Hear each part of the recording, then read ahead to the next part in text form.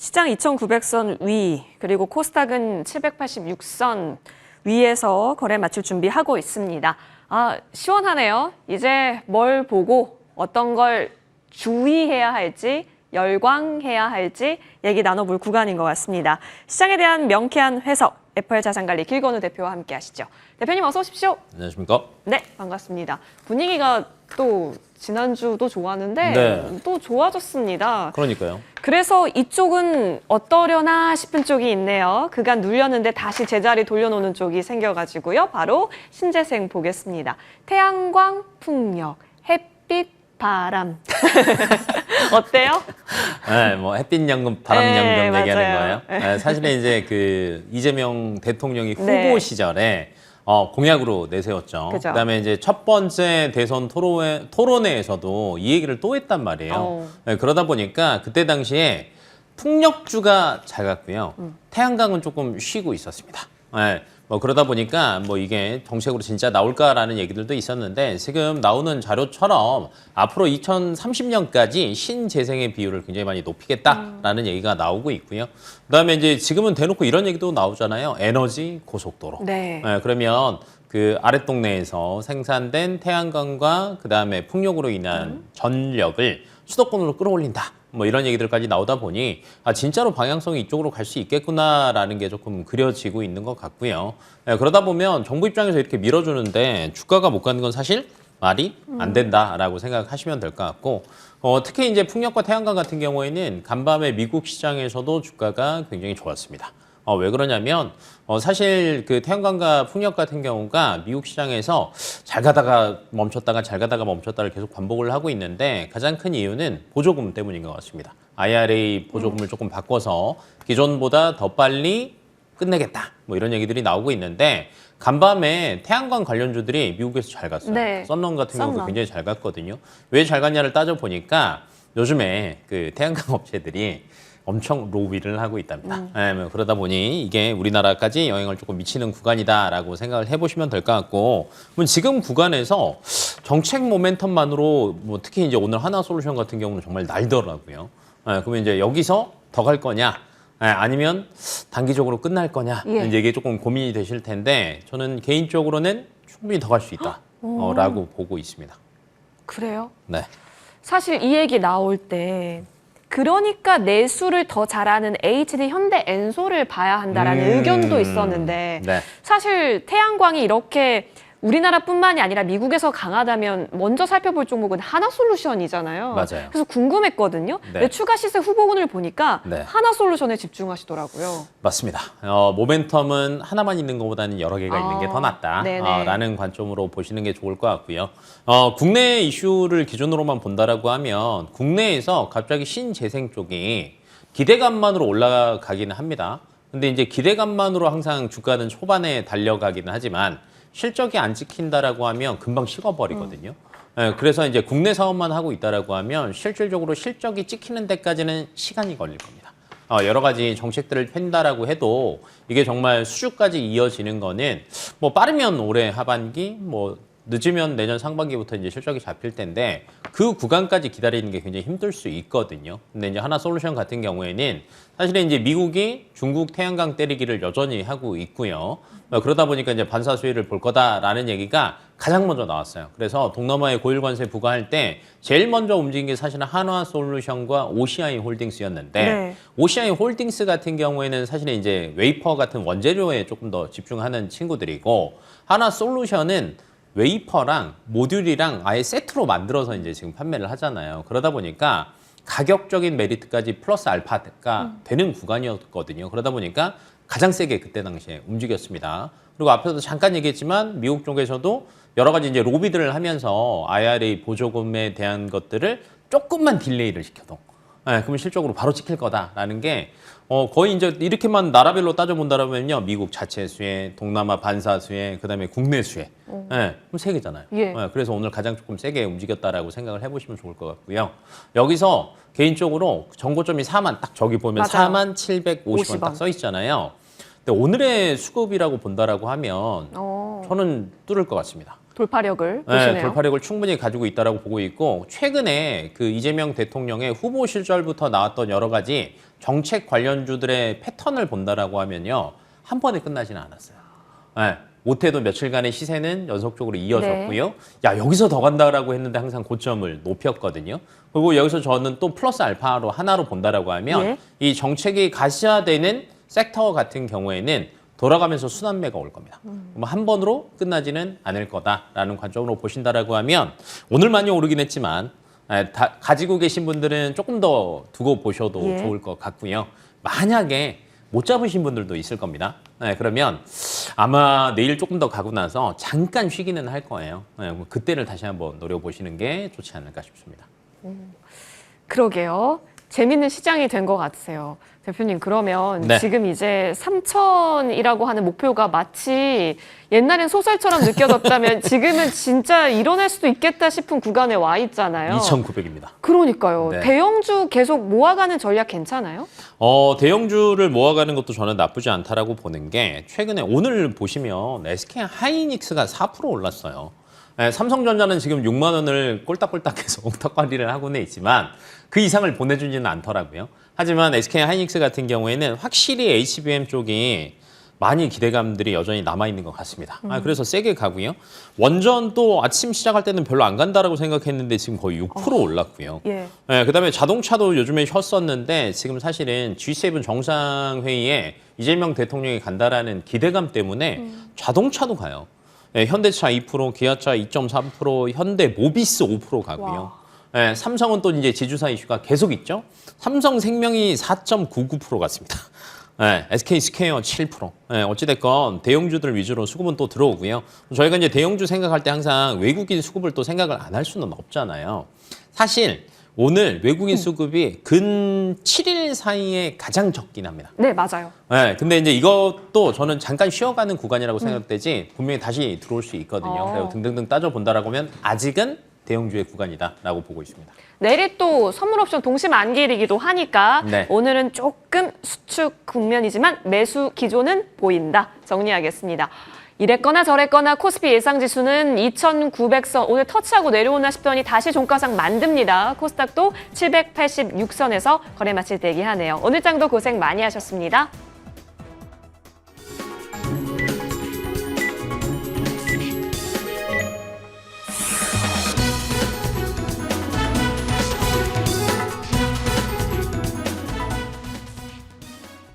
네, 수요일장 마감했습니다. 오늘장 양대 증시 다시 한번 연중 고점을 경신하는 흐름 연출됐죠. 코스피 2,600포인트를 넘어서 2,900포인트 오기까지 일주일도 채 걸리지 않았습니다. 2,900선 오늘 장중 돌파하면서 종가 형성했고요. 오늘은 특히 코스닥의 수급이 강하게 몰렸습니다. 외국인은 코스피는 오늘은 공격적인 순매수보다는 코스닥 쪽으로의 매기가 많이 쏠렸고요. 자, 거래소는 2,906선에서 종가 형성, 코스닥은 786선에서 거래를 마쳤습니다. 자, 수급적으로 오늘 외국인은 유가 증권 시장에 들어왔다 나갔다 하는 모습이었습니다. 장중 1,000억 원대까지 매수 우위 포지션이었다가 종가는 860억 원 선에서 거래 마쳤고요. 기관은 금융 투자를 중심으로 강한 매수 물량이 오늘 현물 시장에 들어왔습니다. 달러당 원화 가격 10원 70전까지 상승하면서 외국인이 오늘은 조금 다른 날 대비해서는 소극적인 플레이를 유가 증권 시장 쪽에서 보였다라는 점이 특징적입니다. 다만 반도체 투톱은 여전히 강력한 순매수를 해줬고요. 코스닥 쪽으로 넘어가겠습니다. 코스닥은 오늘 외국인과 기관의 동반 순매수 하루 만에 회복했습니다. 개인 투자자만 현재 양대 증시에서 빠져나가는 모습 확인되네요. 종목별로 좀 자세하게 특징적인 부분들 챙겨보도록 하겠습니다.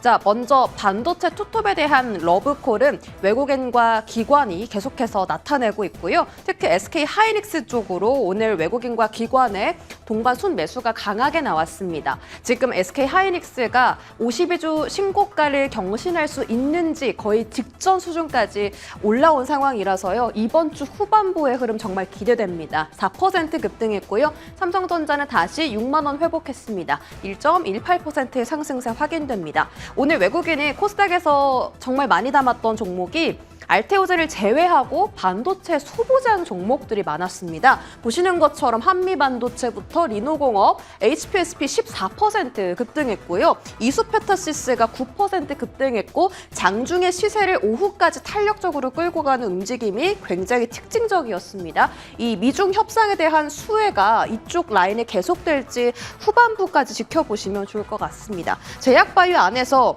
알테오젠이 드디어 40만 원을 넘어서는 흐름이 나왔죠. 오늘 3.8% 급등하면서 거래 마쳤는데 역시나 직고점 수준까지 왔다라는 점 긍정적입니다.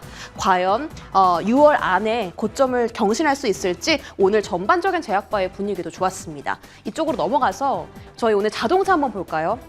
현대차와 기아 그리고 현대모비스의 흐름이 매우 좋습니다.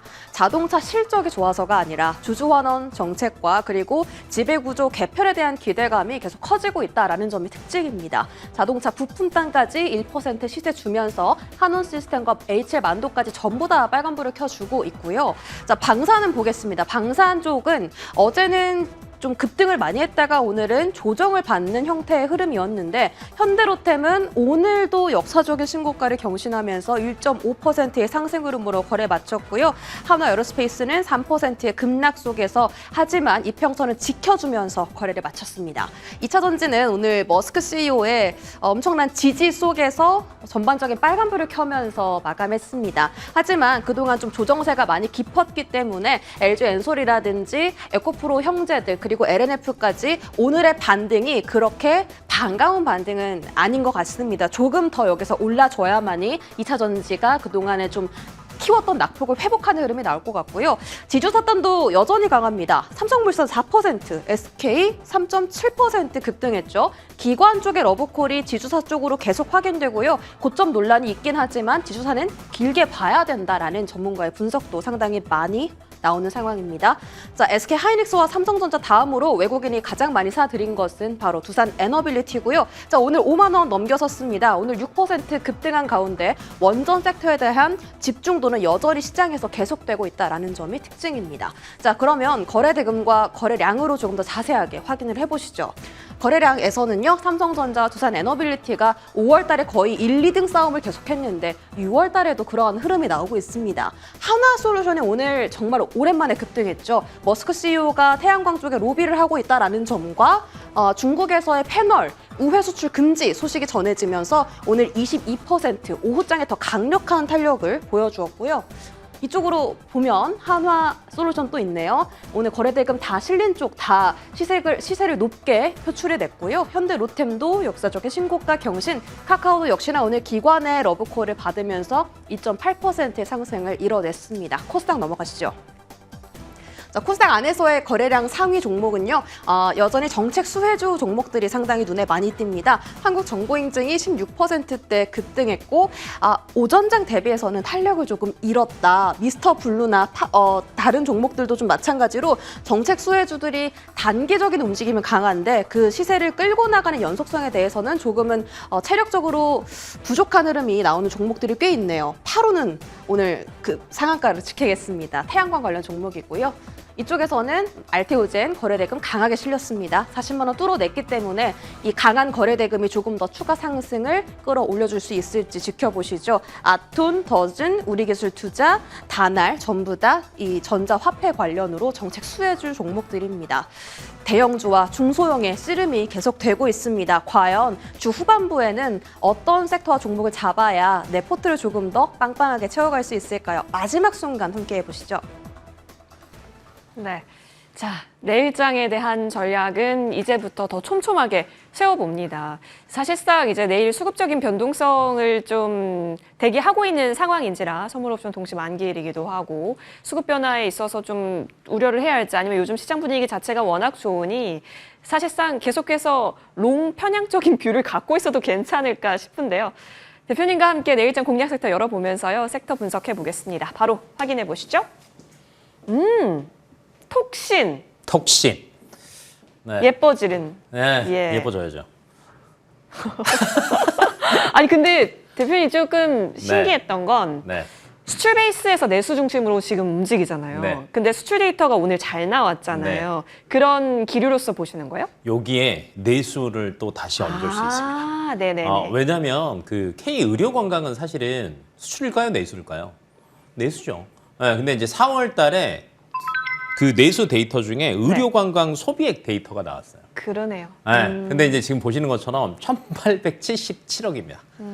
작년 대비하면은 거의 83% 올랐고요. 저희가 이제 의료 관광하면 사실은 그 강남이랑 신사동 일대에 그 미이라들이 조금 많이 출몰했던 거 기억하실 겁니다. 얼굴에 칭칭 무대 감고. 근데 요즘에는 성형외과에서 하는 의료 관광 비중보다 피부과 가는 비중이 훨씬 더 높아졌다라고 합니다. 네, 전체 4월달 비중에서 본다라고 하면 피부과 비중이요 55%예요.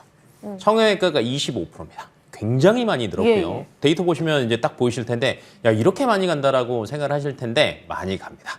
네, 그리고 플러스 알파로 본다라고 하면 여기서 저는 중국 데이터 한번 보셔야 네. 될 것 같아요. 중국 관광객들이 개인적으로 와서 의료 관광에 쓴 게 전체 비중에서 26% 차지하는데 가장 큰 게 피부과 비율입니다. 네, 그러면 중국인들이 더 들어올 수 있는 환경이 조성된다라고 하면 저는 충분히 더 늘어날 수 있다라고 보고 있고요. 가장 큰 것 중에 하나는 아마 7월 안으로 중국 단체 관광객의 무비자 입국 기대감이 굉장히 커지고 있어요. 그러면 이게 뭐냐면 안 그래도 중국 쪽이 많이 들어와서 피부과에 돈 많이 쓰는데 더 늘어난다는 뜻입니다. 그리고 1인당 그 카지노 할 때는 저희가 드랍백 얘기하잖아요. 네. 근데 여기는 시술 들어가는 비용을 이제 계산을 하는데 예. 240이 넘어요. 인당. 뭘 이렇게 많이 하냐라고 하는데 그 피부과 가서 상담 한번 받아보신 분들은 알시겠지만 네, 많이 들어갑니다. 맞아요. 몇백 금방 넣거든요. 맞아요. 네, 그래서 이제 그런 것들까지 고려한다라고 하면 저는 두 가지가 다 된다라고 보는 게 들어와서 쓰신 분들은 그 나라 가서도 또 그거 맞습니다. 아. 네, 그럼 이게 수출 데이터까지 또 연관이 되다 보니까 앞으로 갈 수 있는 게 뭐 굉장히 더 많지 않을까. 근데 여기는 이제 톡신에 한정된 건 아니고요. 예. 뭐 톡신이나 요즘에는 PDRN 뭐 많이 아시겠지만 파마 리서치 그죠? 많이 아실 거예요. 니쥬란 뭐 이런 것들도 포함되고요. 그러니까 K 미용 쪽이 앞으로는 조금 더 상승세가 있지 않을까라고 예상하고 있습니다. 맞아요. 견적받으면 100단위가 금방 넘더라고요. 받아보셨네요? 예, 경험자고요. 자, 탑픽으로 한번 넘어가 보겠습니다. 톡신주 하면 여러 종목들이 떠오르는데 아무래도 시총이 좀 큰 종목이네요. 휴젤입니다. 네, 크고 1등이 조금 낫지 않을까라고 이제 개인적으로 보고 있고 그 휴젤 같은 경우가 2분기 영업이익 전망치가 나왔는데 646억 나왔습니다. 네, 작년 대비하면 52% 늘어난 거고요. 영업이익률이 51%예요. 어마어마합니다. 네, 거의 뭐 신약급이다라고 생각을 하시면 될 것 같고 그렇다라고 하면 지금 오늘 거의 정고점 가까이 다 왔어요. 정고점이 37만 예. 9,500원인데 37만 원이거든요. 근데 여기를 충분히 넘을 수 있다고 보는 게 3공장이 톡신 회사들 중에서 그 캐펙스를 해서 투자를 해서 제일 빨리 생산하고 있는 게 휴젤입니다. 네, 그러면 업사이드는 지금 정고점에서 아마 뚫는다라고 하면 20% 이상은 충분히 더 갈 수 있는 구간이다 보니까 한 42만 원까지는 뭐 어렵지 않게 가지 않을까라고 이제 개인적으로 보고 있습니다. 42만 원 라인대까지 네. 확실히 그 라운드 피겨 자리를 더 돌파할 수 있을지 보시면 좋을 것 같고요. 수출 더하기 내수라는 개념에 있어서도 긍정적이었습니다. 자, 김건우 대표님과 함께했고요. 저희는 여기서 물러납니다. 이어지는 머니투데이 방송과 함께 내일장 전략도 잘 세워보시길 바라면서 여기서 물러납니다. 시청해주신 여러분 고맙습니다.